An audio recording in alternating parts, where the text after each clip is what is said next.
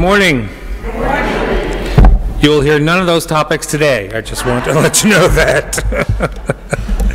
But it is always a great joy and a pleasure to be with you all. I heard my calling to the ministry in this church. First I thought it was the wrong number, but it turned out to be correct. Some of you may remember I used to stand over there and do the sign language interpreting back in the early 90s, and it was a lot of fun. As I was interpreting, I was thinking, hey, I could do that. I could. So lo and behold, it all came together. So we're going to open our service by singing this morning, my friends. I invite you to rise and body your spirit in joining singing hymn number 42, Morning So Fair to See. To the Spirit of all life and love, we ask that you look well upon our gathering today. We gather as we do each and every Sunday to share in community our joys, sorrows, and concerns. It is the hope that you will reach out to those who have shared here today. In our time and our prayers together, we send our prayers and good wishes to all those experiencing gun violence once again, be it in Kentucky or Kabul, Pittsburgh, or Ponway. May healing and hope remain our constant companions. And may our government, instead of offering prayers and condolences, offer laws and legislation. Enough is enough. And on this beautiful spring sunny day, as we go about celebrating our life on this beautiful spit of land we call home, may we keep our heart, mind, and soul on all that is possible when love abides and hate subsides. In our silence together, may you say aloud those names of any of those you are holding in your hearts. May it be so. Our first reading is by Lao Tzu, the founder and writer for the Taoist community. It is from A Taoist Guide to Practical Living. He writes, "When two things occur successfully, we call them cause and effect, if we believe one event made the other one happen. If we think one event is the response to the other, we call it a reaction. If we feel that two incidences are not related, we call it a mere coincidence. If we think someone deserved what happened, we call it retribution or reward. If we think someone, where did I go? Sorry. If we think someone deserved what happened, we call it retribution or reward, depending on whether the event was negative or positive for the recipient. If we cannot find a reason for the two events occurring simultaneously or in close proximity, we call it an accident. Therefore, how we explain coincidences depends on how we see the world.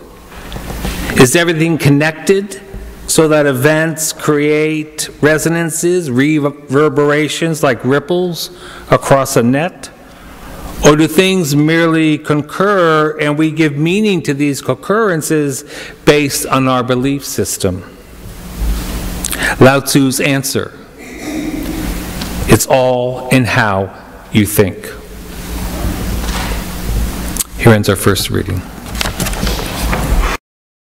This morning is by the author Deepak Chopra.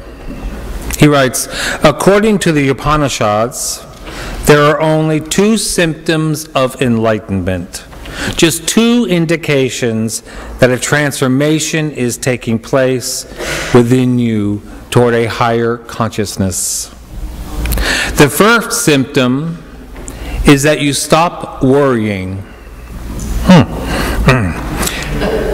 I'm a long way away. Things don't bother you anymore.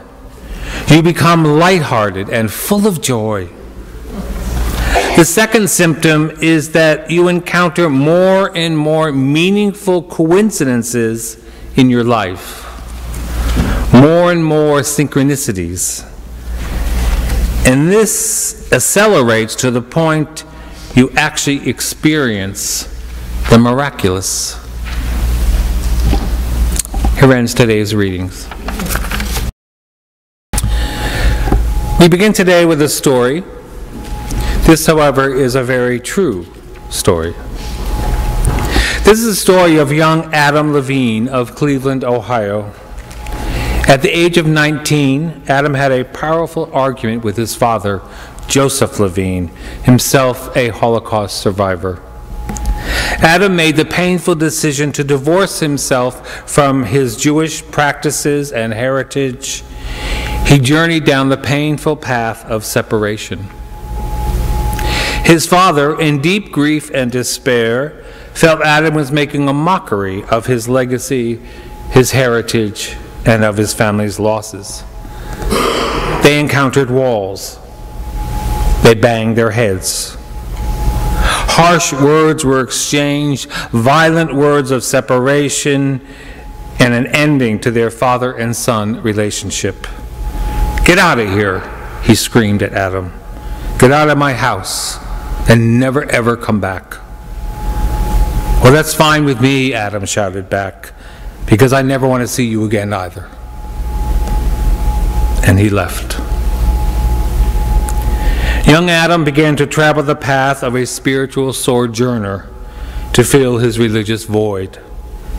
In a year, he found himself in India, traveling from guru to guru in search of a spiritual path he could actually embrace. As often happens in distant travelers and faraway places, he met with a childhood friend from Cleveland.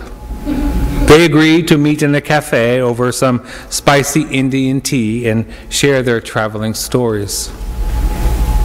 After about an hour, as they prepared to depart, his friend added that he was sorry to hear about his father's death. Adam stood there a bit dumbfounded. He had not heard of his father's passing.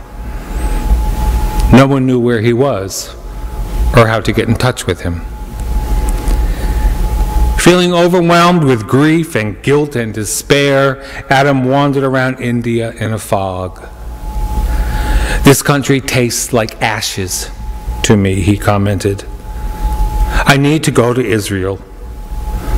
His traveling companions were confused by his sudden interest in traveling to Israel. "I just feel this sudden pull. I can't explain it, but I have to go." Upon his arrival, Adam went straight to the Wailing Wall to pray. The wall is the only remnant left of the first and second temples. It is considered the holiest site in Jerusalem. Jews believe that God's presence is stronger there than in any part of Israel. It is where people from all over the world go to pray, to petition God, and to ask for miracles. Adam went there to pray for his father's forgiveness. Approaching the wall, he felt a little awkward and uneasy about what he was supposed to do.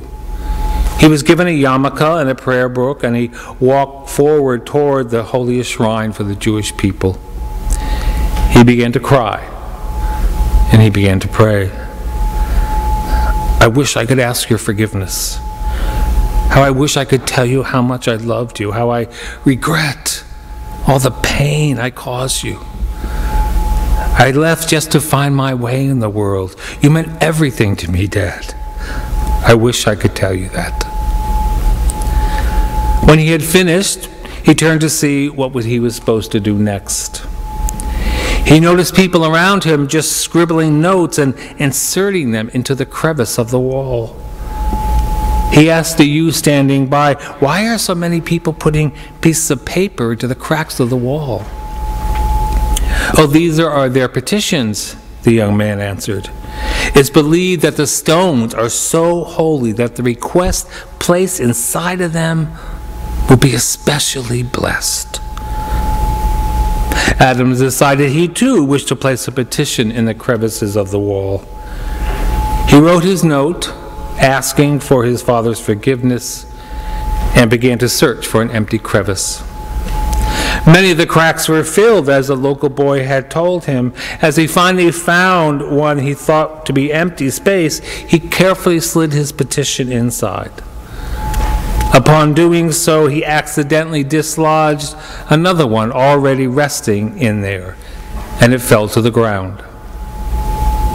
Adam quickly picked it up to place it back inside when he had, as he described, a tremendous curiosity to read the words written. He unrolled the paper to examine its content, and this is what it read. My dear son Adam, if you happen to come to Israel and somehow by some miracle find this note, this is what I want you to know. I have always loved you. Even when you hurt me, and I will never, ever stop loving you. You are and always will be my beloved son. Please know that I forgive you for everything and only hope you in turn will forgive a foolish old man. The note was signed, Joseph Levine, Cleveland, Ohio. So, is this a mere chance that young Adam found his father's prayer stuck into the crevice of the Wailing Wall? Or a meaningful coincidence? Is there some sort of force or power that guided these circumstances to unfold and to take place? If so, what was it? Do these kind of things only happen to certain people and not to others?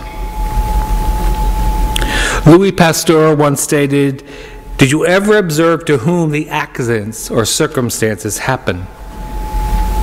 Chance favors only the prepared mind."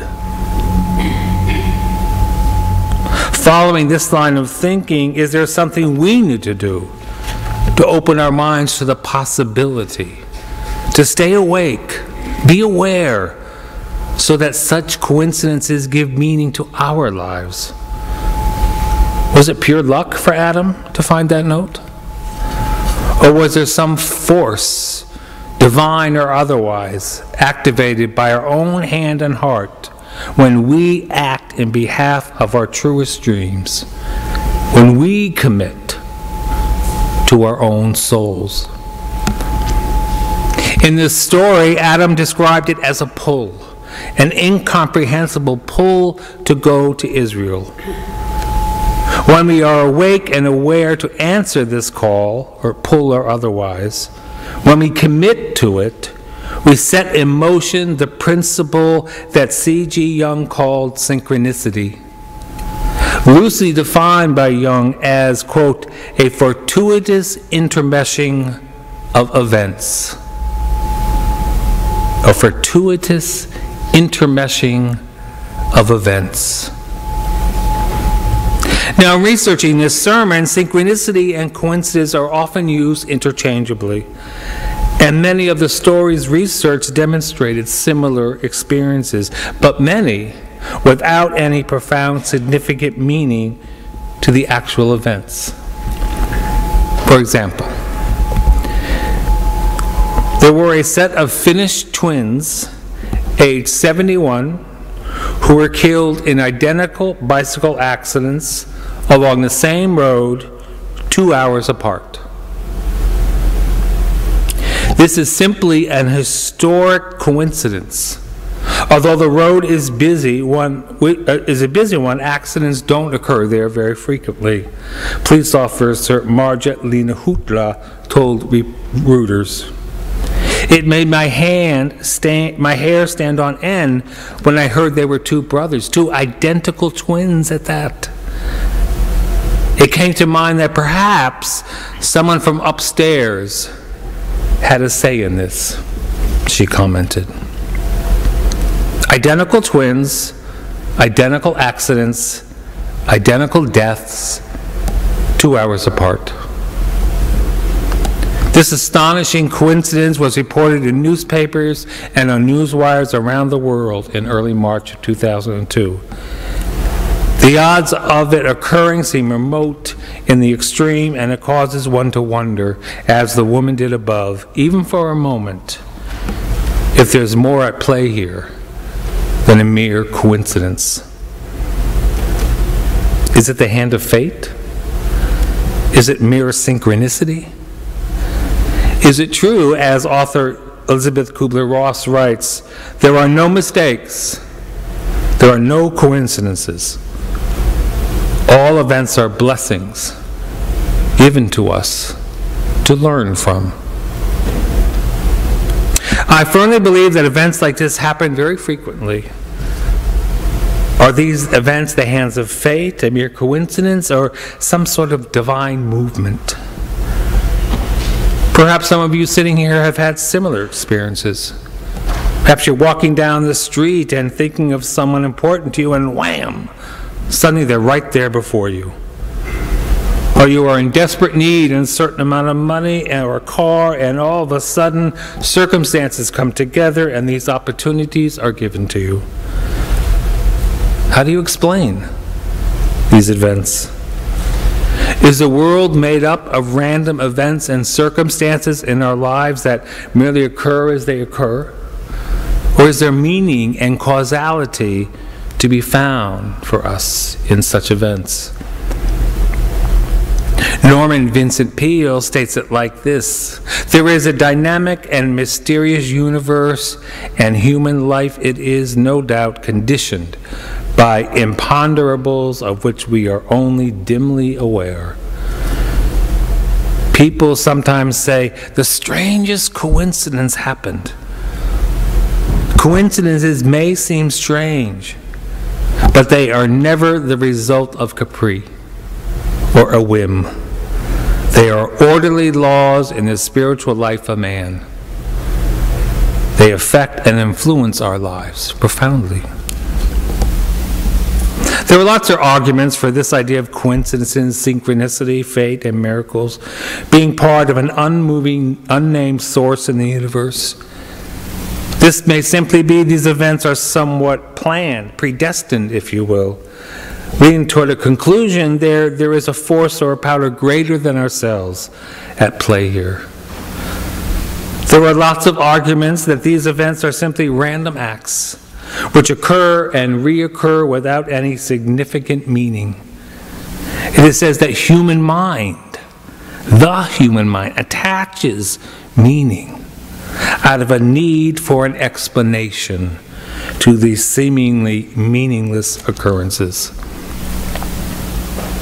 Let me relate to you one more story from my own personal experiences. An experience would help alter my thinking around these issues. I was traveling in France. It was November of 1975. I was on a hitchhiking adventure through Europe with a good friend of mine.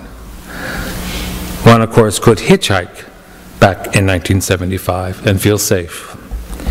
We were on the French Riviera, staying at a youth hostel in Nice.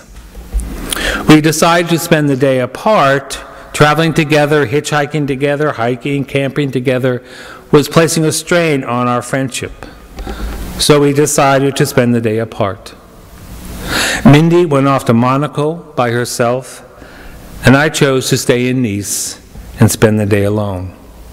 It was my first time being alone since we began traveling together in September. I strolled to a local seaside cafe and began writing in my journal of the joys and excitements and frustrations of traveling. I was anticipating the winter months ahead and our mode of transportation via hitchhiking. Although economical in nature, it was also cold, very unpredictable, and becoming rather tiresome.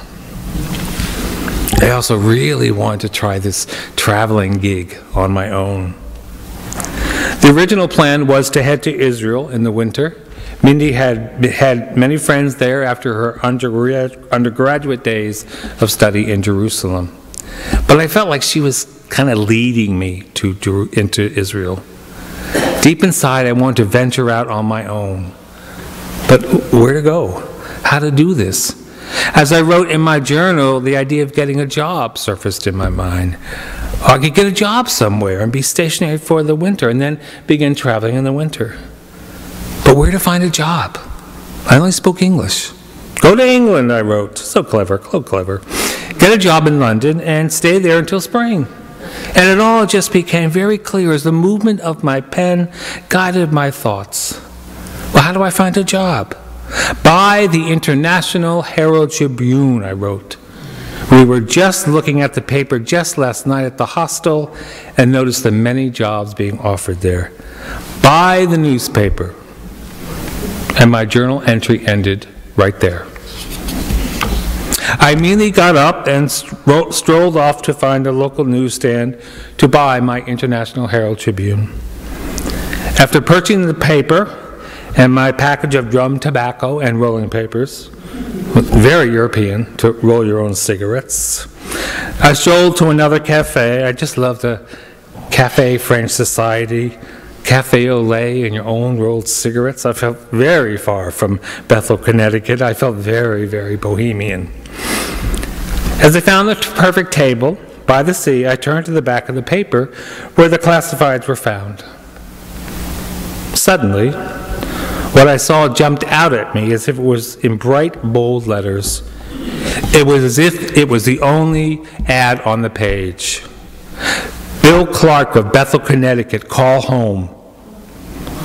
I was stunned. I remember turning around thinking, is somebody playing a trick on me here? I put the paper down. I picked it back up again to make sure I wasn't seeing things and that were not there. And there it was. Bill Clark of Bethel, Connecticut, call home. I read again. There it was, as plain as day. It must be my father, I thought. He already had 2 heart attacks already. Something must have happened. I gulped my café au lait, I paid my bill, and I rushed out. It took me a few tries to finally locate the local post office, and I made my call home. It was 75, there were no cell phones. It was not my father. It was my mother. She had suffered a stroke. She was at a rehab hospital. Things were different. Things had changed. My sister told me they had run this ad in the Tribune for 3 days, hoping I would see it. I had not seen it yesterday at the youth hostel. This was the final day the ad appeared. A mere coincidence? Possibly.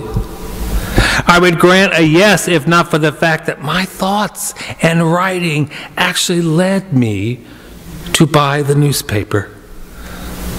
Fate? Chance?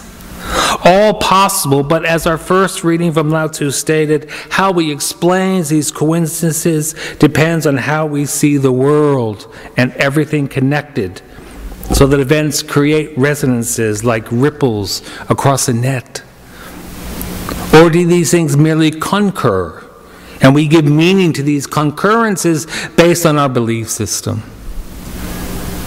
Lao Tzu says, it's all in how you think. It's all in how you think.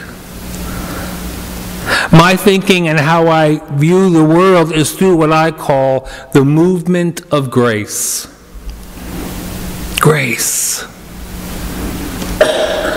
The Reverend Peter Fleck, a ministerial mentor of mine and a preacher who used to preach here with us for many, many years, he writes on grace that grace is a blessing that is undeserved, unsolicited, and unexpected.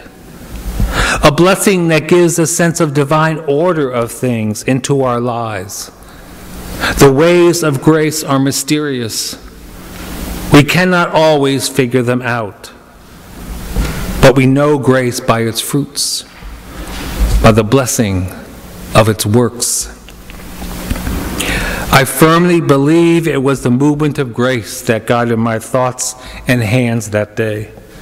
How I think in the world, how I interact in the world is with the belief that grace happens in the world. It happens to everyone, not just wayward travelers reading a newspaper. But as the bumper 6 states, grace happens. Plain and simple. Plain and simple. And there are 2 signs for the word grace that have clear theological indications. The first is grace. You make a circle with the sun, and it's beaming down on you. Grace. Now this has obvious theological interpretations. The other sign is grace. It comes from your heart. Grace. Grace. I believe it was the movement of grace that got in my hands that day. How I think in the world, how I interact in the world, how I believe in the world is that grace happens in the world. It happens to everyone. And grace does happen. My friends, how do you view the world and your thinking in it? Is it a coincidence, a random occurrence without cause and effect? Are there miracles to be found in our lives in the 21st century? In this wondrous faith of Unitarian Universalism, we get to decide that all by ourselves. We get to experience it for ourselves, and we get to think for ourselves. As Lao Tzu said, it's all in how you think. It's all in how you think. What do you think? What do you think? Amen. And blessed be. Amazing grace, how sweet the sound that saved a wretch like me. I once was lost, but now I'm found. Was blind, but now I see. 'Twas grace that taught my heart to fear, and grace my fears relieved. How precious did that grace appear the hour I first believed. Through many dangers, toils, and snares, I have already come. 'Tis grace